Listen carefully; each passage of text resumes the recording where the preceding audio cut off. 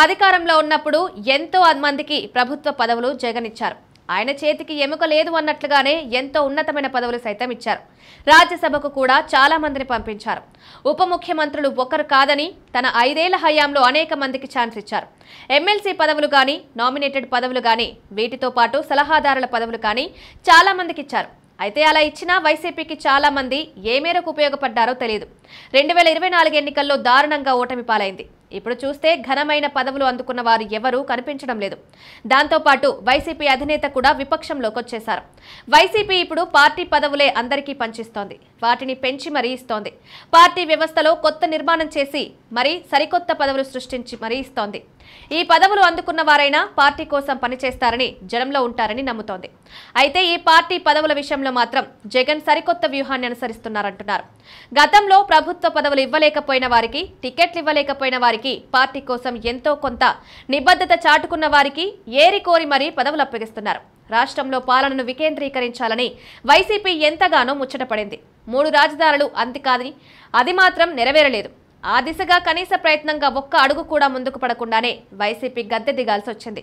అయితే party YCP సొంతం కాబట్టి అధినేత జగన్ తనకు నచ్చిన తీరున వికేంద్రీకరణ విధానాన్ని అమలు చేస్తున్నారు. దాంతో వైసీపీకి రీజనల్ కోఆర్డినేటర్ల వ్యవస్థ వచ్చింది. ఇప్పుడు కొత్తగా వర్కింగ్ ప్రెసిడెంట్ల వ్యవస్థ కూడా వచ్చింది. అన్ని అనుబంధ విభాగాలకు వర్కింగ్ ప్రెసిడెంట్లను జగన్ నియమించారు.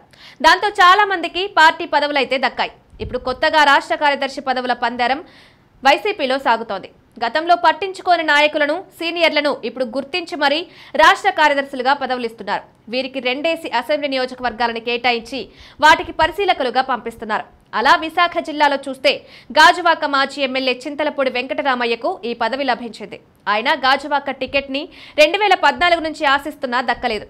అరకు ఎంపీగా 2019లో గెలిచి 5 ఏళ్ల పాటు పనిచేసిన గొట్టేటి మాధవికి మళ్లీ ఆ సీటు ఇవ్వలేదు. దాంతో ఆమె గత ఎన్నికల్లో ఖాళీ అయిపోయారు. ఆమెకు కూడా ఈ పదవిని కట్టబెట్టారు. నర్సీపట్నంలో స్పీకర్ అయ్యన్న పాత్రుడు తమ్ముడు సన్యాసి పాత్రుడు 2024 ఎన్నికల్లో ఎమ్మెల్యే టికెట్ ఆశించారు. ఆయనకు ఆనాడు ఇవ్వలేదు. ఇప్పుడు రాష్ట్ర కార్యదర్శి పదవి దక్కింది. ఇలా ఈ పదవుల పందెరమైతే వైసీపీలో జోరుగా సాగుతోంది. మరి ఈ పదవులు అందుకున్న వారు పార్టీ కోసం ఏ మేరకు చేస్తారు? రేపటి ఎన్నికల్లో అయినా వీరికి టికెట్లు ఇచ్చి న్యాయం చేస్తారా అన్న చర్చ అయితే అనుచరుల్లో ఉంది. పార్టీ పదవి అంటే కష్టపడాలి. అధికారంలో ఉన్నప్పుడు చాలా మంది ప్రభుత్వ పదవులు అందుకున్నారు. పార్టీ కోసం పనిచేయడానికి మాత్రం ఎవరూ సిద్ధంగా లేరు. దాంతో ఇప్పుడు పనిచేస్తే పదవులు వారికే రేపటి రోజున అందలాలు అన్న విధానాన్ని వైసీపీ అమలు చేయాలనుకుంటోందని పార్టీ వర్గాలు చెప్తున్నాయి. చూడాలి మరి ఈ ప్రయోగం ఏ మేరకు విజయవంతమవుతుందో.